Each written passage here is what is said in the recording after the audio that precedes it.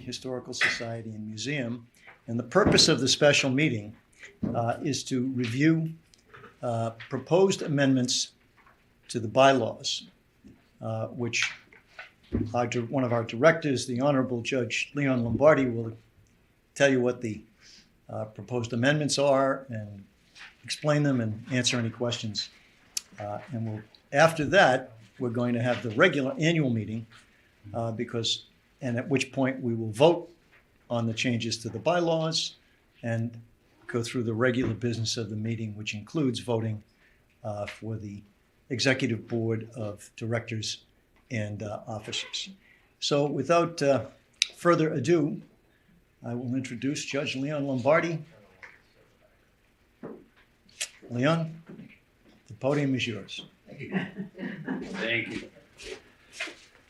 Thank you, Ken, Mr. President, and thank you for all of you coming. One thing I worried about with the Patriots on, would we have a quorum? And I'm happy to say that we do have a quorum as I look around the room.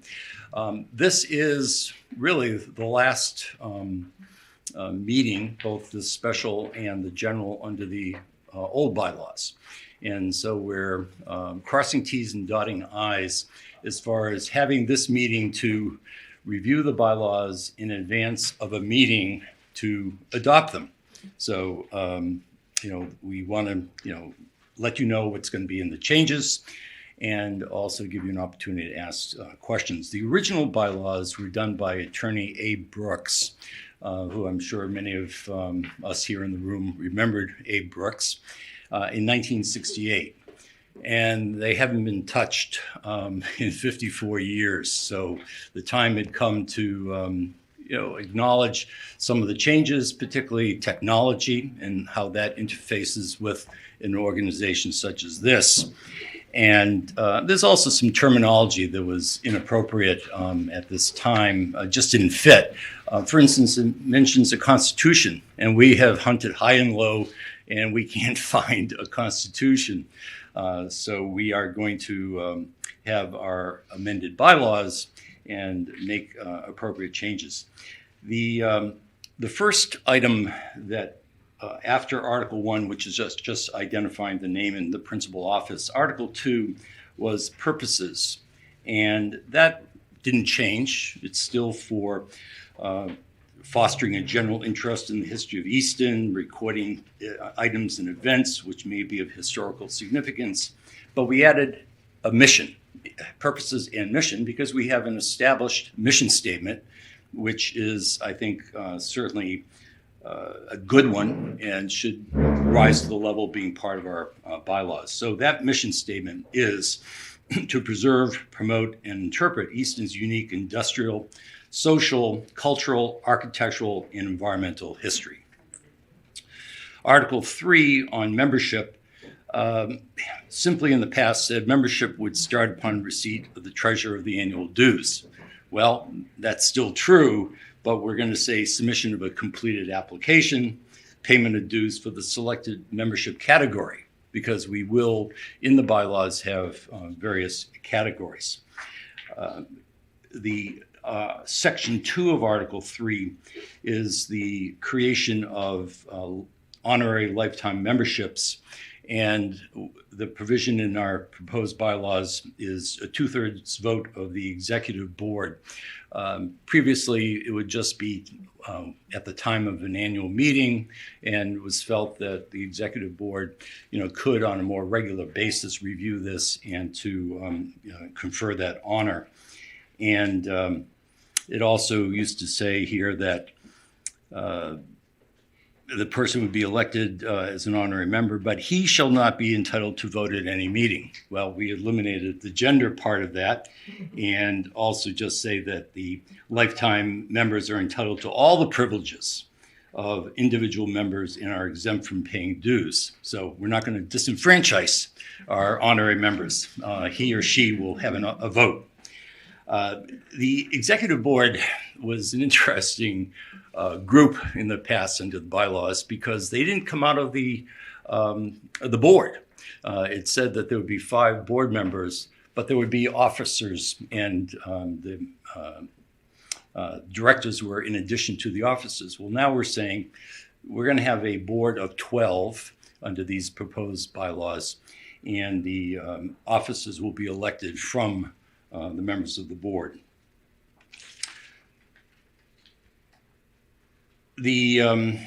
Again, a few minor changes. Again, talking about the officers and directors will be elected at the annual meeting and will serve a term of 1 year or until their successors are elected.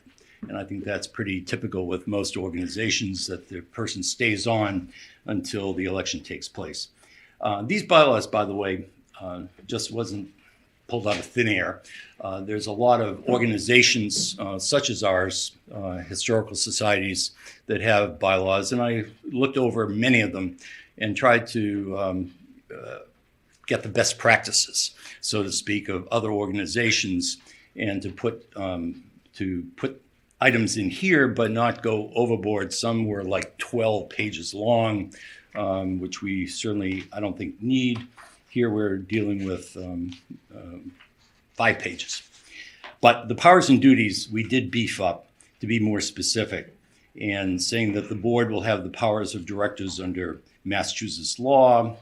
Property and business of the corporation will be managed and controlled by the board, but and there's a provision for delegation as need be, but the executive board will have the power to appoint successor officers and directors if there's a vacancy that occurs midterm, appoint a curator, and say that the curator could come from the board if circumstances were such that arose. Make, ratify, change, remove policies and guidelines for the operation of the corporation, designate, replace, or discontinue relationships with banks, and establish one or more categories of membership. I mentioned before, pay the appropriate dues for the membership category. And then we have the officers and their responsibilities, pretty standard and no real changes from the original.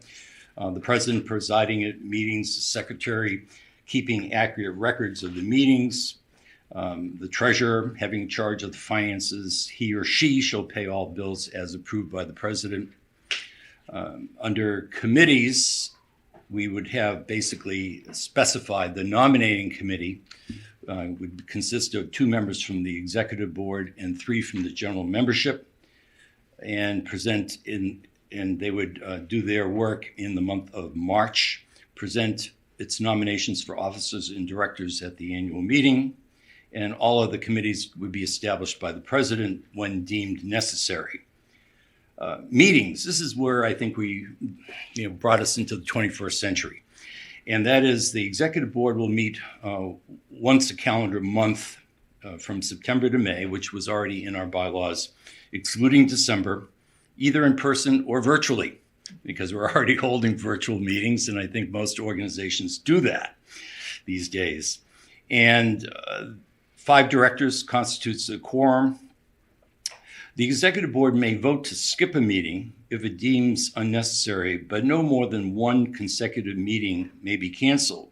If an issue requires a vote and cannot wait until the next scheduled meeting, the president may request a vote via electronic or a telephonic means of communication. All directors must be contacted and allowed an opportunity to cast a vote. Results of the vote shall be recorded by the secretary and presented at the next scheduled executive board meeting. The annual meeting of the corporation will take place from this point forward in the month of May. And the agenda and notice of the meeting shall be distributed to the membership electronically or by mail no less than 20 days prior to the meeting. So I think that's a change from what has occurred today, in that you will now also receive the notice and the agenda. And a member in attendance may have 1 vote regardless of the business matters. We're not permitting proxies or absentee votes, and 20 members constitutes a quorum. So as I said, we've fulfilled our quorum requirement. And amendments. just as we're doing amendments here today and we're following the old practice, going forward, any amendments that are being proposed are mailed or distributed electronically to all members at least 20 days prior to the date of the meeting, and amendments shall become effective upon adoption unless otherwise specified. We've added a new article on disposal of artifacts.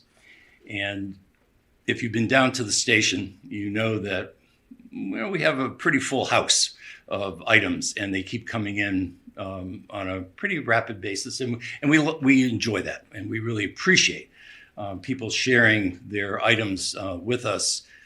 But sometime, from time to time, we may not have the need for those items, and we have a policy.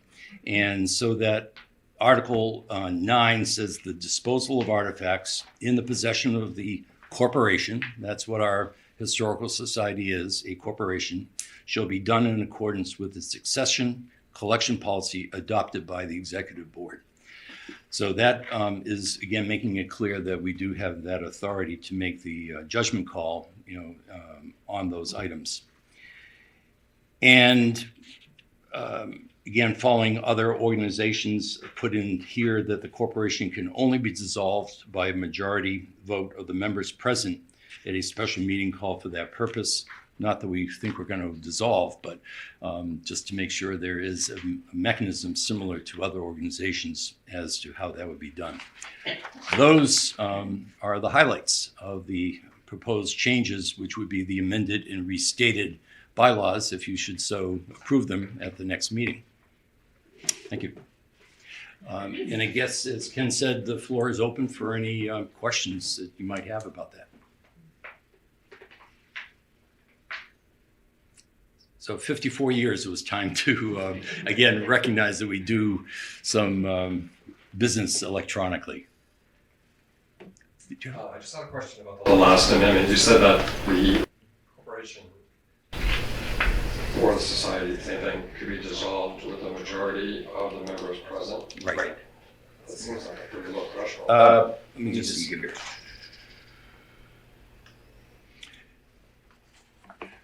I hear your point on that, and as I said, that's been part of other organizations. But if you think that we should change that, I want to propose, changing from, let's say, majority to 2/3, whatever. If there would ever be a dissolution, again, this is a charitable organization. It would also be overseen by the Attorney General's office to make sure the assets of a charitable corporation are disposed of properly, which would be to another like-kind organization. The majority would still have to be a quorum of 20, though, right? Yes. Yeah. I hear what you're saying on that. Any other questions? Any thoughts? Mr. President? Thank you. Excuse me. Thank you, Leon. Appreciate that. So, then, without further ado, I'll find my place here and I can go forward, and we'll start the annual meeting unless anybody would like to take a brief break before we start the annual meeting.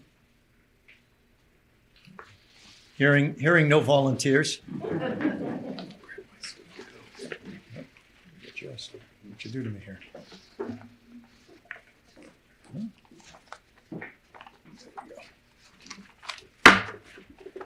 Excuse me. So, again, I'm Ken Michael, for those of you who don't know me, and I'm the president of the Easton Historical Society and Museum. And we are here today for our annual meeting, kind of a historic annual meeting. It's the first annual meeting that we've had since 2019 because of the pandemic. It's also the first hybrid, both Zoom as well as ECAT, and in-person meeting that the Society has had. So in addition to the amendments to the bylaws bringing us into the 21st century, because of technology, the meeting has come into the 21st century because of technology. Before we get into the actual business of the the meeting. I'd like to make a few remarks.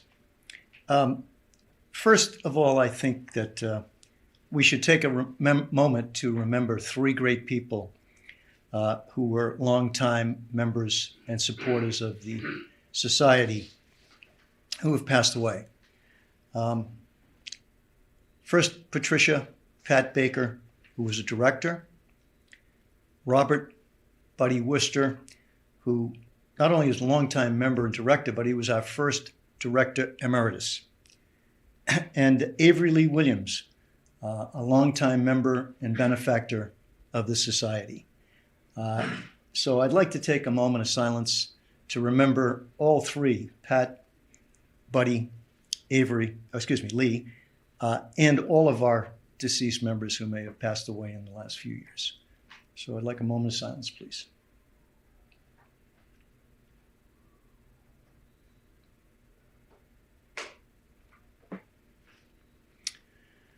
Thank you. And on that, thank you. I'd also like to give some thanks to various folks. One, the Ames Free Library for allowing us today to use Quissit House for our meeting, and also for setting us up, excuse me, on the Zoom technology. Specifically, the Assistant Director, Jessica Block, and the technological wizard who's here with us today, Dana Corrigan, whom I don't see anywhere around, but she's here.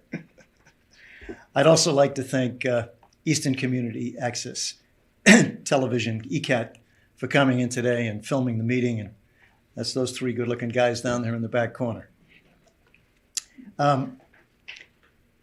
It's said, and I think it may have been Aristotle, but then again, I may not have done well in philosophy in college, but it said that the whole is greater than the sum of its parts.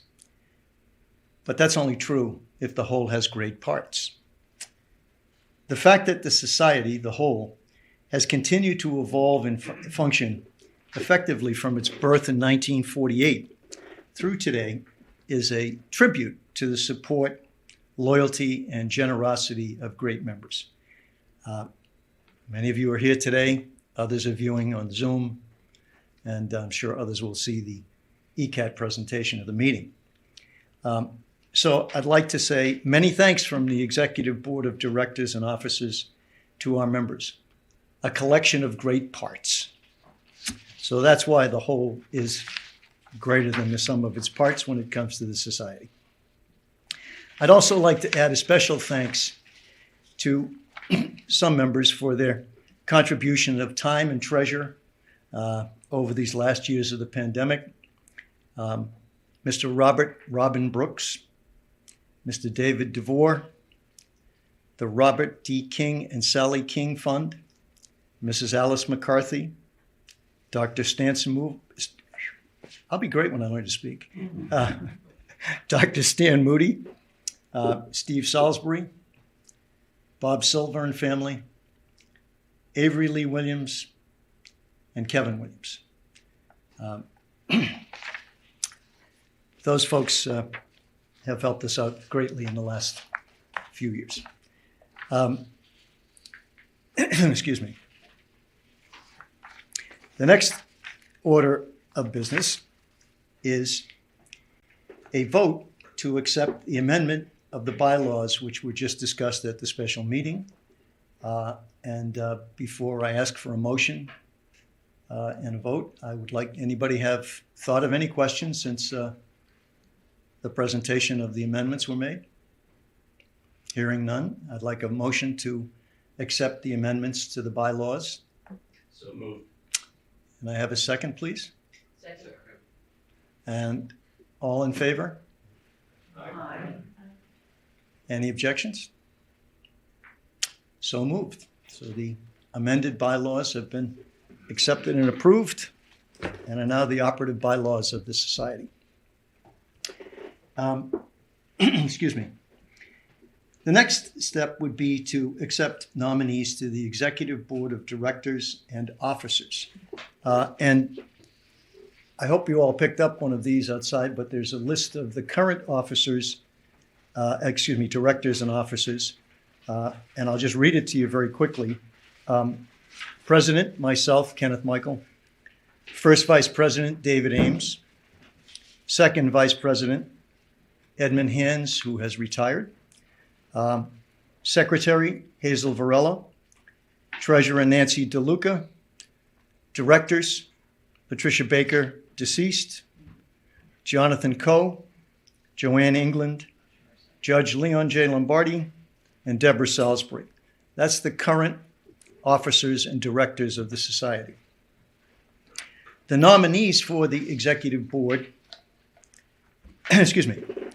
are myself as president, first vice president, David Ames Jr., second vice president, Jonathan Coe, secretary, Hazel Varela, treasurer, Nancy DeLuca,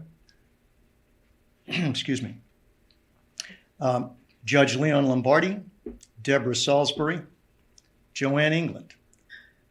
Some new nominees to the board, and I will give you their names and give you a little bit of background on each of them, are Timothy Hurley, known as Tim, Stephen Anderson, and Virginia Ginny Moore. And in alphabetical order with no priority or preference, I give you a little bit of background on each of the new nominees. Tim Hurley. Many of you probably know Tim.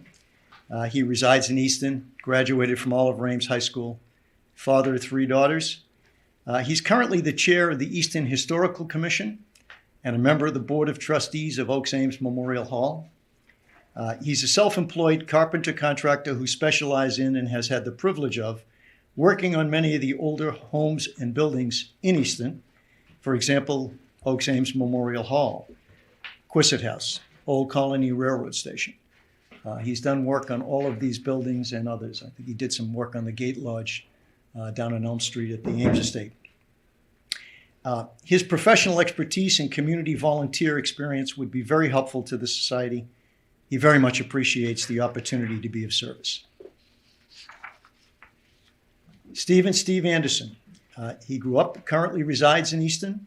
He's a graduate of Oliver Ames High School, Northeastern University, and Babson College. He's married to my old neighbor, Donna Andrews, who's also an OA alum, and they live in Donna's family homestead on Randall Street. Steve's family's been in Easton since the late 1800s, and I remember this well. His father, Norman Anderson, served for about 18 years as chairman of the Easton School Committee. His grandfather, Milton Anderson, operated a grocery store on Main Street from the 1920s to the 1950s, and his grandfather, Frank Tuttle, operated the Belcher Mailable Foundry from 1939 to 1968.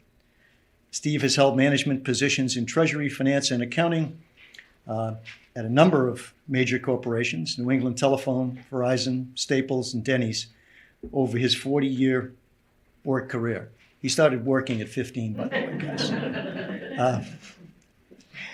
His past and varied community service in Easton includes the Police and Fire Study Committee, chairing the Police Station Building Committee, membership on the Planning and Zoning Board, and membership on the Northeastern Savings Bank Board of Corporators. Once again, I think his professional and community experiences will be very helpful to this society, and he appreciates the opportunity to serve. Next is Virginia Ginny Moore Murray. I'll be nice. Jenny and I graduated from high school together. She was very precocious. She graduated at 8. She was much younger than I. She was born in Easton, resides in Easton currently, graduated from Oliver Ames High School, Bridgewater State College, and Assumption College. She's married to John Murray, who's also an OA alum, has 2 grown children and 2 granddaughters. She's the former director of the Mathon/Lovering School, a Chapter 766 alternative school, where she oversaw several programs for children with special needs. Subsequently, she served as public relations and marketing director for the school's parent organization, which is the Brockton Area Multi-Services, Inc. During the time, she was a member of the Brockton Rotary Club, received the Charles A. Fuller Award from the Brockton Chamber of Commerce for volunteer efforts, and after 23 years in the nonprofit world, returned to the classroom, teaching, and retired after 10 years of teaching from the Norton Public School System. She's proud of her connections to Easton. She was a friend of the library board member for several years, currently an active member of the Friends of Borderland, and after spending time caring for elderly mothers, she's now available and interested in contributing more fully to the Society and Museum, where she's been a longtime member. Her love of writing, history, and public relations experience will be very helpful for the Society, and she also very much appreciates the opportunity to serve. At that, I wanted to ask, are there any questions or comments before I ask for a motion for a vote on the nominees? Hearing none, I would like a motion to approve the nominees for the executive board of directors and officers. Is there a motion? So move to accept. Do I hear a second? All in favor? Aye. All opposed? Hearing no opposition, everyone is elected. There we go. Welcome to the new members. Welcome aboard.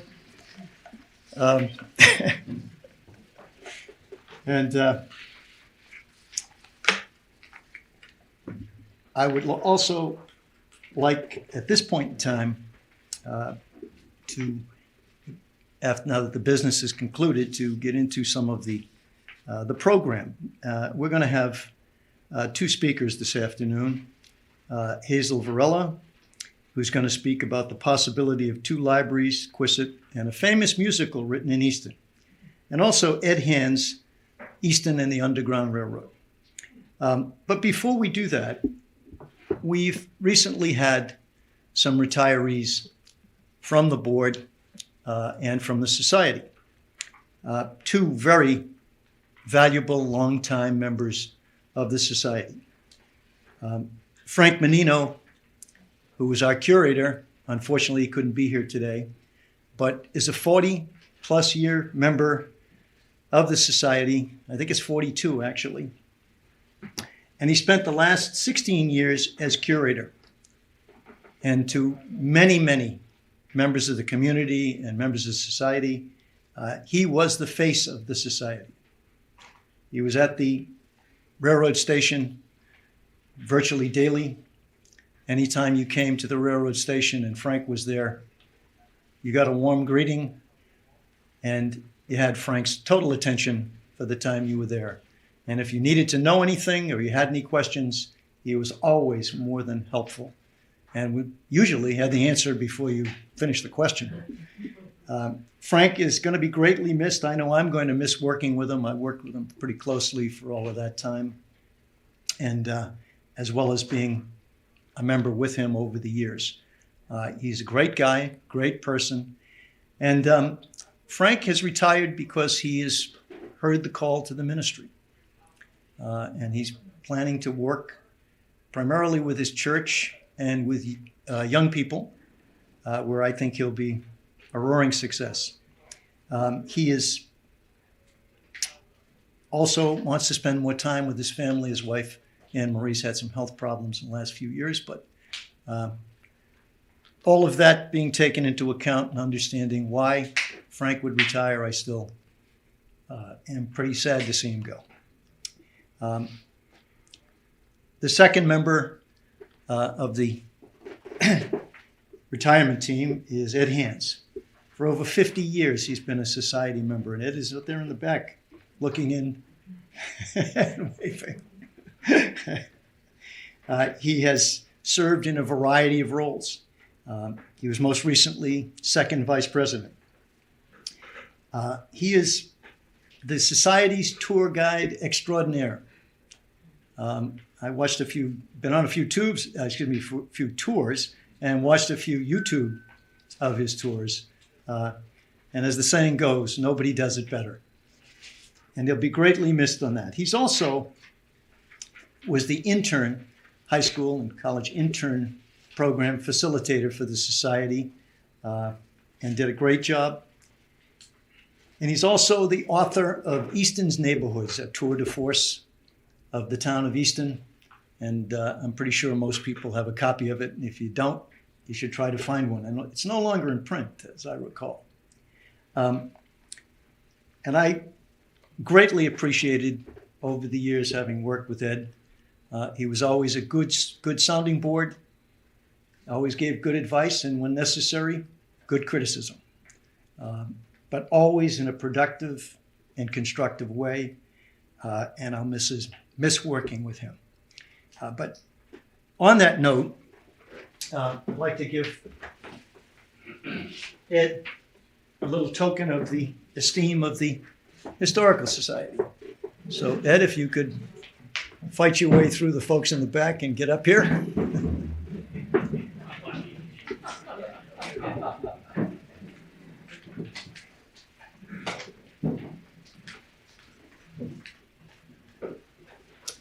Ed, this is a certificate of appreciation from the Society, given this 30th day of October 2022. Thank In you. appreciation of your Appreciate that. service.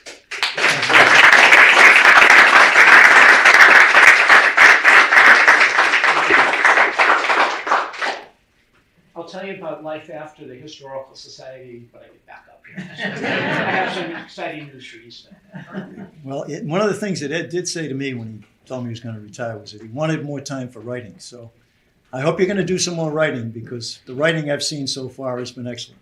Wonderful.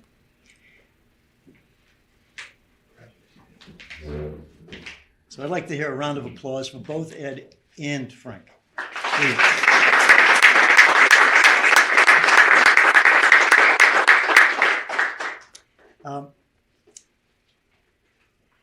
Hazel, would you like to come up and speak now? Okay. Hazel's going to speak, as I said, on the possibility of 2 libraries, Quissit, and a famous musical written in Easton, which I'm sure you'll all recognize.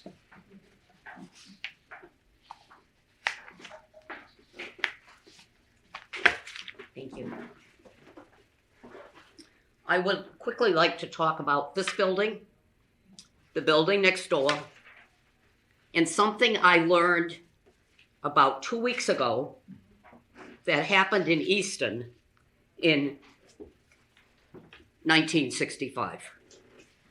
So we never know everything that's happened, and this particular one I think surprised me. All right, this building. First of all, give thanks that we're in it. In 1970, in April, the wrecking crew was out there to take this building down. For 30 years, nobody lived here, got involved, and so every window on 2 floors were destroyed. Everything that you could take was destroyed. And that banister out there was basically somebody brought a saw or an axe and tried to cut it down. And one thing that I like to do when, for instance, I'm taking Barbara's friends of the library on Saturday, is to have them feel and see if they can figure out where exactly they tried to make the incision to take the banister down, if that's all right with you. So it's amazing that we're very fortunate. How did we get to keep the building? Picture the wrecking crew out there, and picture a lawyer coming, paying them not to work for the 2 or 3 days. They were to take a vacation. And this had been bought by Elise Ames Parker. It was that close to this building being torn down. It's really a miracle every time that I think about it. The library. The Ames Free Library, obviously free, meaning that if you lived in Easton, you could get a card. The problem comes in 1980 that the Ames Library Trust funds were not increasing as rapidly as the budget. In other words, books were increasing in value and also cost. And also, salaries obviously weren't very appropriate. So a group of Easton residents actually decided to create an Easton Public Library. You've never been in it, right? Because certain kinds of things happened. In other words, there was a plan to develop this library. Stonehill had very generously offered land across the street by the Red Barn for our new library, which would be the Easton Public Library.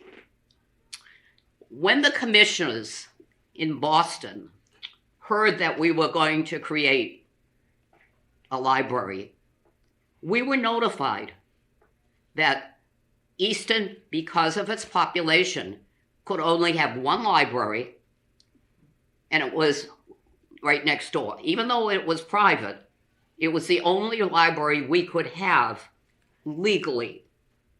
Obviously, we could do it, but we're being told we won't get any support or anything else. So what do? 4 people get together in 1980. David Ames Sr., Ed White, he was president of the library. That's Ed White of Simpson Spring. A selectman, and they sort of rotated. And Attorney General Marsden, who was to legalize whatever happened. It's really a miracle when I ever think about it that David Ames basically said, we will keep the money going to the library, but we're going to need tax money. And so what was worked out legally and obviously facilitated by Attorney Marsden was that the library, and this is still true today, is funded, first of all, by the Ames Trust funds, as much as they have for the library. And the rest is paid by us, the taxpayers. At the present time, unless I'm mistaken, 55% is paid by the Ames Trust funds, and we, the taxpayers, pay 45%, which isn't really a bad deal if you think about it. So that was worked out, and we were very fortunate that it happened. The last thing I want to mention is 1865. A couple of weeks ago, I got a letter, actually from Judy King, who indicated that when her mother was the organist at Unity Church, that if you know Unity, we're looking at the pulpit, there's the organ in Alcor. Right down here in front, just to the left of the pulpit, is a piano. And in 1865, the minister was a Reverend Gessner. He'd been there from 1960 to 1965. And he had a son, Clark, which was C-L-A-R-K-E, who enjoyed playing on the piano. And in 1965, as he's playing, he explained to Judy King's mother, I'm working on music for a musical. This is Easton, Massachusetts. Just to remind you that this is happening. All right, what happens is based on the music that Clark Gessner developed, 2 years later, You're a Good Man was developed. This musical, which was very special, we were very fortunate to have the music actually developed. Okay, I just want to make sure that I got the right tone. You're a Good Man, Charlie Brown. Everybody heard of it? Okay. Keep in mind that music was developed right along the street. And basically, when it opened in 1967, it was an absolute hit. And C. Gessner was listed as the composer. I got from Judy King this summer a description of a production company which was reviving You're Good Man, Charlie Brown. And basically, it indicated that the music developed by C. Gessner was extraordinary. So again, it's something that we in Easton can claim. It's always amazing how many different things have Easton roots. But basically, that music from 1965 is still as popular as it was then. Thank you.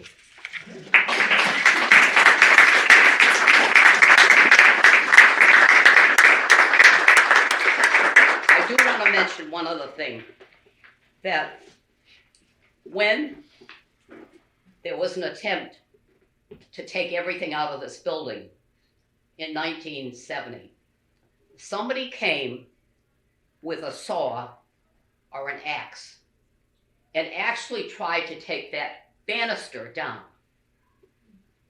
That I'm probably the only one who could see it at the moment. But one of the things that I like to have people do is to see if you can feel, people will do it on Saturday with the water.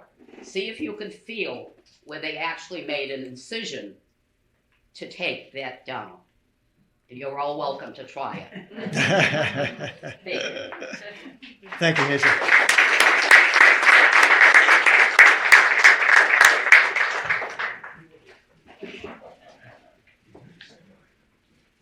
Now Ed Hands is going to speak, and he's going to talk about Easton and the Underground Railroad.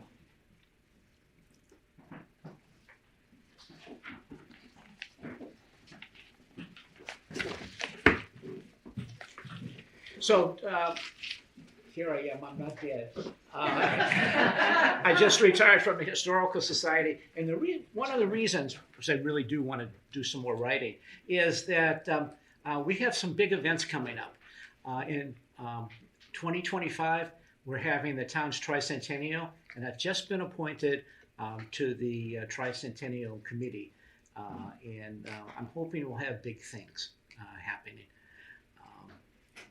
We have a member that was part of the Sharon 200th anniversary back in 2015, and I think we can top that. But there is a Sharon connection that's musical. Once upon a time, there was a guy named Lenny, a teenager, who loved going to Sharon for summers and getting all his friends to do productions of Gilbert and Sullivan, et cetera, et cetera. And he would oftentimes write music that was different from the originals.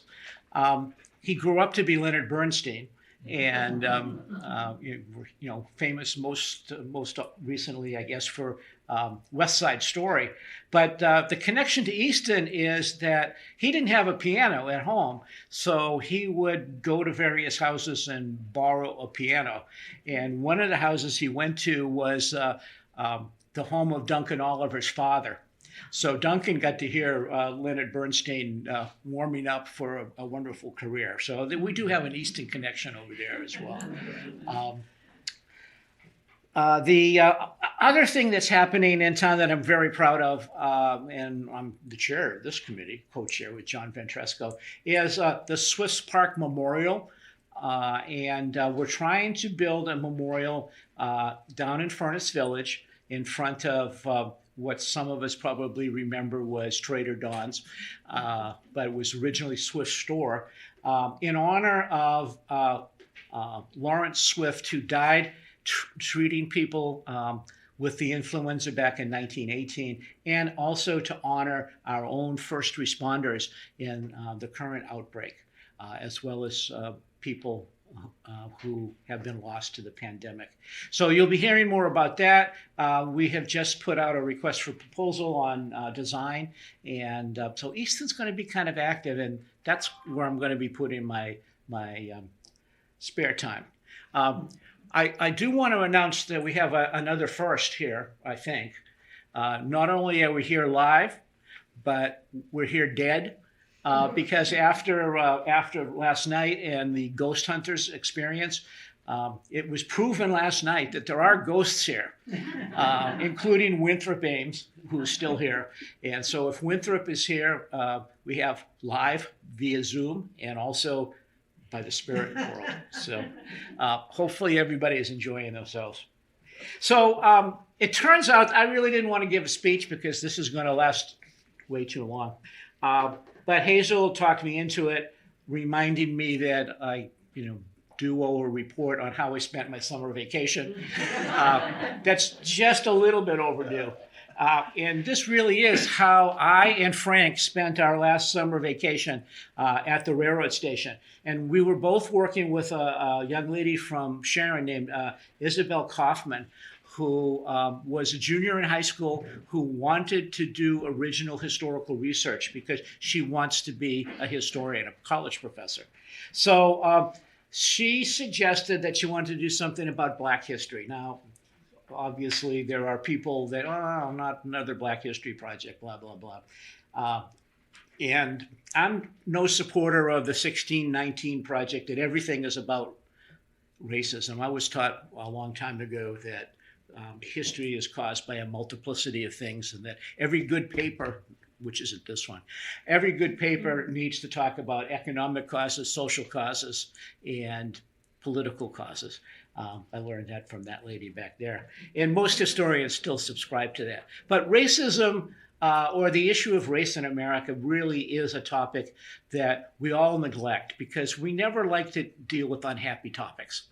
And I think it's long overdue that we do that here in Easton, particularly with the Underground Railroad, because it actually turns out to be a rather heroic subject for us. We did good things. So this all started off, Isabel came to town and Frank and I decided to take her on a tour of African-American history. That's one house, and a cemetery, which is right next door to the house. So we went down there and saw the graves of the Cordner and Manning's family and speculated on whether the cemetery was segregated or not. It's not. It was divided by families, so that was a good sign. Then we decided to focus in on the Underground Railroad. So we probably all have a vague idea of what the Underground Railroad is. Almost every house in Massachusetts, every town in Massachusetts has an Underground Railroad house where they hid slaves. We had several in Randolph. Unfortunately, Randolph was also a large bootlegging operation. So when my students came and told me, there's a sub-basement, and we popped the top for the first time ever, and looking inside, there were a whole bunch of bottles. Was that to make sure the slaves weren't thirsty? No. No. But every town has a story. But what Isabel wanted to do after she learned a little bit about how the Underground Railroad works, getting fugitive slaves out of the South, was to try to make connections to the roots. Were there roots? I had a student in Randolph who wrote an essay. The slaves were escaping. They ran into the woods, pulled aside some bushes, and there was a tunnel with tracks for the Underground Railroad. It wasn't like that, but we wanted to find out whether it was organized or whether it was just a bunch of people like us helping other people escape. And the nice thing about the Underground Railroad is that it worked because white people and black people work together. At least that's what we determined during the summer. Now, the very first person we looked at came about because Frank did some research and discovered over in West Bridgewater there was a young girl named Lily McGuire who was an escaped slave. She came with her family, got as far as West Bridgewater. Why West Bridgewater might become a little more apparent in a few minutes. But Lily and her family got there, but she had tuberculosis. And she was left with the town doctor, who just happened to be Dr. James Swan, son of Easton's Dr. Caleb Swan, who was our town's leading abolitionist. Now, we had plenty of abolitionists in town, not a majority, but a lot of people were very active and actually ran for office, like Caleb Swan. James Swan clearly supported his father. Well, Lily passed away. She didn't make it. Her parents continued on. She died and was buried in a pauper's grave in a cemetery you wouldn't believe where it is. You have to go by Barrett's Ale House, by the animal eye doctor, turn a right into the woods, down a dirt road, and tucked away under a radio tower in Route 24 is this beautiful cemetery. No one knows it's there, but it's a private cemetery that's incredibly well maintained. So I went there, and Isabel and Frank went there, and we were looking. Where's the grave? Where's the grave? Well, we didn't know she was in the pauper's field, which is a bad sign because paupers are often just buried. But because of Dr. James Swan, there was a tiny marker that said Lily. And it's a famous gravestone in West Bridgewater. Many people go there and leave a stone or a coin in remembrance. So we did that. Interestingly enough, he remained interested in this poor lost girl for the rest of his life. He ended his life by suicide. We don't know why. He came home one day and said to the maid who was out tending the flowers, "Hey, it's a lovely day, isn't it?" And went inside and shot himself. But he had made arrangements with another family in West Bridgewater to tend that grave. And that's how the story got into the newspapers, because 3 generations later, that family was still taking care of the grave. That's Lily, our girl who escaped on the Underground Railroad. Made it to freedom, but didn't make it as far as they wanted to go. Usually Canada at this time. Now, the way the Underground Railroad record why is in 1793, when the country got started, a fugitive slave law was passed that basically said, yeah, it'd be kind of nice if a slave escaped. You send him back. And yawn, nobody did it. So slaves trickled out of the South. But in 1850, a strict fugitive slave law was passed that basically said that Southerners could come north looking for their slaves, and you, a Northerner, even if you hated slavery, had to help them. Otherwise, you had committed a crime. And hiding slaves was also a crime. So all of a sudden, the stakes were risen, and the idea of coming up with a formal route became much more attractive. I do have to say that in 1850, as soon as that law was passed, Congressman Oakes Ames, or future Congressman Oakes Ames, his brother Oliver, wrote up a protest. And that was the beginning of their steps leaving the Whig Party to form the Republican Party. And there's a certain irony to that, which we'll see in just a second. Slavery had existed in Massachusetts from colonial times. And in about 1779, a woman named Elizabeth Freeman, who was a slave, heard a reading of the Declaration of Independence and went to a lawyer and said, I'm not a dumb critter. Won't that law give me my freedom? And the lawyer said, yeah, you're probably right. Let's take it to court. And a lower court, not the Supreme Court of Massachusetts, ruled her a free person. So she was one of the very first people to win her freedom by law. Okay. 4 years later, in 1783, another lawsuit made it all the way to the Supreme Court, and slavery was declared illegal in Massachusetts. It was in all the papers, but there was like one paper. And white people, who were mostly the folks who could read, kind of didn't put the news out. So what really ended slavery in Massachusetts and here in Easton was the census of 1790. Our boy slaves, like Anton Hayward, had won their freedom serving in the Revolutionary War. That was a legal method. Sometimes you had to go to court and say, hey, I served, here's my record, let me go. But by the time 1783 came along, all our male slaves were free. That left Kate Dean. Kate Dean was the slave of Deacon James Dean. She was still a slave in 1783. And I think Deacon Dean neglected to mention that, because when 1790 rolled around, the census taker was going to come and say, are there any slaves in your household?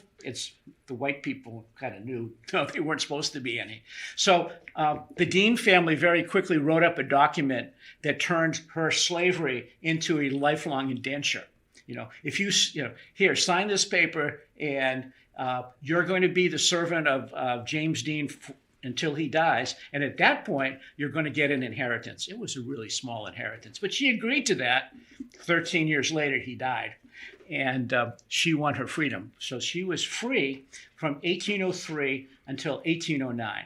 And she was, according to Reverend Chaffin, who I have to say does a terrible job with this period, awful job with this period. Mm-hmm. He said she was the last person who was a slave to die in Easton. Totally wrong. Okay. Now, we have to get the Ames family back involved here, not on the good side. It'll work out in the end. Okay. So, what happened? Well, over in the Bridgewater area, there was a guy named Toby Talbert. He was a slave. And like most slaves in those days, he was allowed to marry. He had 11 children. I did some research late in the summer, and in 1850 there were Talberts everywhere. 11 children who had a dozen children each. Almost every town had a Talbert. Keep that in mind. That's important. Okay. So Toby served in the Revolutionary War, and he actually had to sue for his freedom. He sued in court in 1779. That's before the official end of slavery in Massachusetts. And a lower court jury gave him his freedom. Well, Toby thought that was a wonderful idea, and he decided to help out and get his 18-year-old daughter free also, because all the children were slaves. So they went to court, and the jury, even though they had freed him, wouldn't free her. And I think the reason was he had served and she was a woman, and therefore she was still property. So one of the other daughters said, to hell with this. I'm not going to sue in court. Tamar Talbert picked up and ran off to the wilderness, i.e. Easton, where she in 1785 got married to a man named Samuel Cordner. Remember that name from the cemetery, Samuel Cordner. She lived, like her father, to a ripe old age and died in 1846 at age 88, the last person who had been a slave to die in Easton. Okay, Chaffin never knew that. He didn't have really a good chance to know that. So a descendant of Toby ends up here, okay? What happens next? Well, we're moving forward. We're late in the third quarter. No.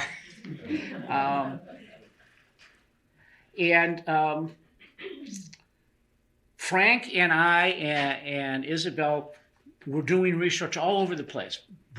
Old Bridgewater Historical Society, the Old Colony Historical Society, and Isabel, even though she was a high school student, got into Wheaton College's archives. They don't do that usually, but she managed to talk her way in there. And we began to discover a couple of other things.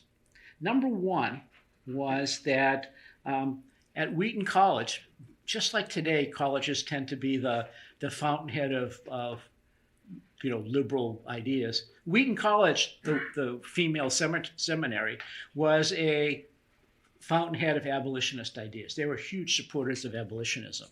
And apparently they and the founders of the college, the Wheaton family, supported slaves that were running away. Now, how do we know this? Well, the first people to write on the Underground Railroad traced a route, which looks like a rail line, it really does, or an interstate highway. Most historians today say that's a lot more amorphous than that. There's, fog and Sometimes people would help, and sometimes other people would help. But anyway, what they said was there was a traffic of escaped slaves who came up the coast in Yankee boats. You know, the boats that had gone down to trade, oftentimes had black crew members who would hide escaped slaves on the ships, bring them to New Bedford, and bring them to Fall River. You got to Fall River, and you'd go to Taunton. Well, why? Well, the answer is, I talked to Bill Hanna, our friend from the Taunton High School and the Old Colony Historical Society. The Taunton River was a real river that had ships. And the population in Taunton in 1850, there were over 100 black people in there, including 9 or 10 folks that were sailors. So it's pretty clear that there was a route up the Taunton River with the help of these black sailors, some of whom were descendants of Toby Talbot. And from there, they went up to Norton to be hidden at Wheaton College by the Wheatons. Oh, another Toby Talbot descendant there. Okay. If you want to know about numbers, Easton, we always thought, didn't have a lot of black people. We had 11 in the two families, 11. But Norton, this hotbed of abolition activity, had 4. Sharon had 2. So we did pretty well with 11. There were more in Stoughton, more in Brockton, and Taunton had over 100. So we were sort of a multiracial society for the time, at least. So the Wheatons. Now, for those of you who haven't bought this year's Reminiscence, see, I'm always plugging here. There's an article in there by a very reputable historian about Daniel Wheaton, who was our Wheaton, a member of that Wheaton family who came, built Wheaton Farm, and was there. Interesting. Did he have anything to do with it? Well, for 2 generations, the Wheatons, first Daniel Wheaton and then his son Daniel B. Wheaton, were friends of the Ameses. Okay, here's where the good stuff happens. Oakes Ames, unlike his grandfather, who, by the way, was the lawyer for the guys who wanted to keep the Talbots as slaves, Oakes Anger, good old Oakes Anger, went to court to keep Toby and his daughter a slave. 3 generations later, his grandson, Oakes Ames, was going to be one of the people who supported the 13th Amendment that ended slavery. That's almost as cool as the Congregational Church, which now has a black congregation in there. 100 years ago had Ku Klux Klan's meeting there. So times change, and that's what happened. So Oakes Ames was a huge supporter of the abolitionist movement. Not only did he get started in 1850 when he and his brother drafted a protest against the fugitive slave law, and that meant going against Daniel Webster, everybody's hero here in Massachusetts. But within a few years, we know that he was actively helping fugitive slaves that made it as far as Easton. And the other really interesting thing is we know he and his brother became a member of the Emigrant Aid Society. And that was a group of people who were helping abolitionists who were going to Kansas to prevent that from becoming a slave state. Now, here's where it really gets interesting, because helping usually meant sending guns. How did guns get to Kansas? Well, they were shipped in toolboxes. So here's a little speculation for you. Were they our toolboxes? Could be. We haven't pinned that down yet, but they were active in this society. And we also know from circumstantial evidence that Oakes Ames knew Samuel Gridley Howe. Samuel Gridley Howe's wife is really famous. She wrote the Battle Hymn of the Republic. But Samuel Gridley Howe was one of the Secret Six who financed John Brown's raid on Harper's Ferry. So Oakes Ames was super connected with these people who today would be considered to be radical abolitionists. How radical he had become, we don't know. But Maybe yes, maybe no. Was Daniel B. Wheaton, the son of the original Daniel, involved in this also? Well, that's an interesting thing. A quarter of a mile from his house is here, Prospect Street's here, the cemetery where the Cordners and the Mannings are buried are here, and the Manning house is right there. They were a quarter of a mile apart. And the Mannings, the boys in the family, often worked for Daniel B. Wheaton as farm aide. Now remember, they were all descendants of Toby Talbert, the man who was willing to fight for his freedom. So do we know? Will we ever know?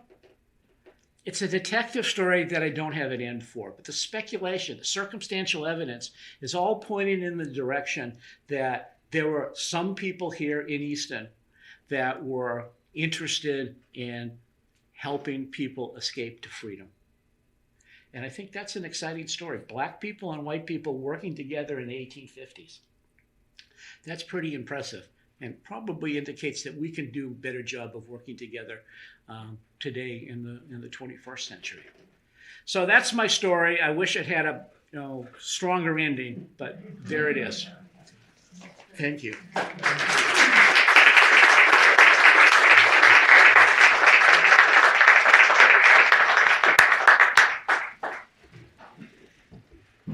Thank you, Ed. And Ed, you always leave us hanging. Before we go on to other business and refreshments, there are two introductions that I would like to make of folks who have joined the Society in a couple of very important capacities, mainly as a result of Frank's retirement. The first person I'd like to introduce, just so everybody will know who she is if you happen to drop by the station, is our interim curator, Ariel Nathanson, who is right there in the back waving at me and going, "Why are you doing this to me?"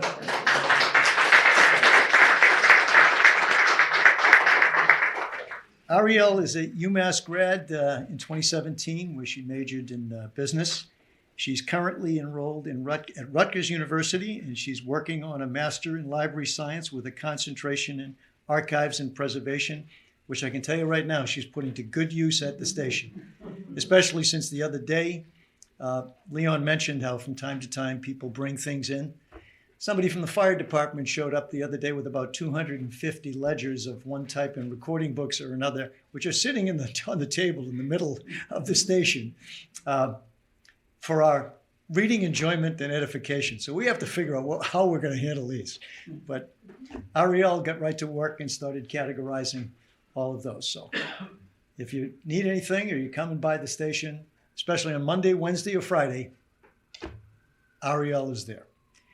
Secondly, I would like to introduce Ann Worcester Drury, who has taken over the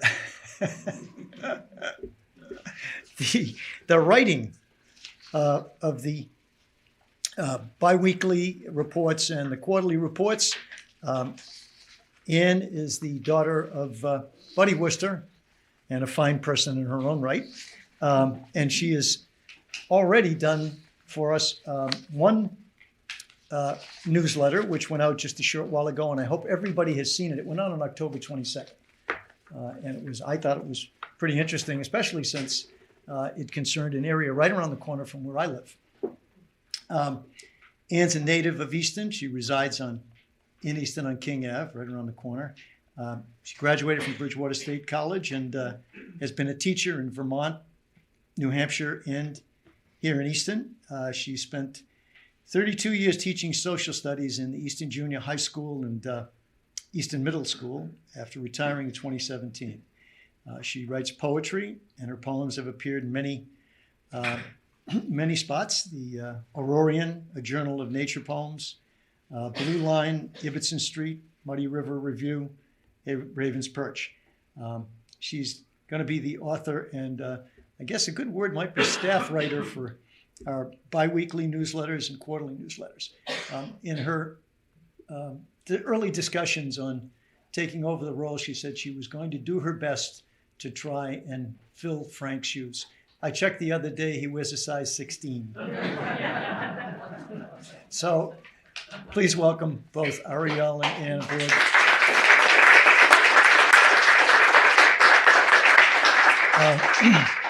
On that note, I would like to move on to other business, if anyone has any, or anybody wants to have any thoughts, discussions, issues, problems. No, never mind the problems. We don't want to do that. Anyone? No? It looks like everybody's having a good day. I'm glad. I'm really glad about that. So on that note then, I will ask for a motion to adjourn the annual meeting. So moved. Do I hear a second? Second. All in favor of getting to the refreshments? The meeting is adjourned. Thank you all for coming. Appreciate it.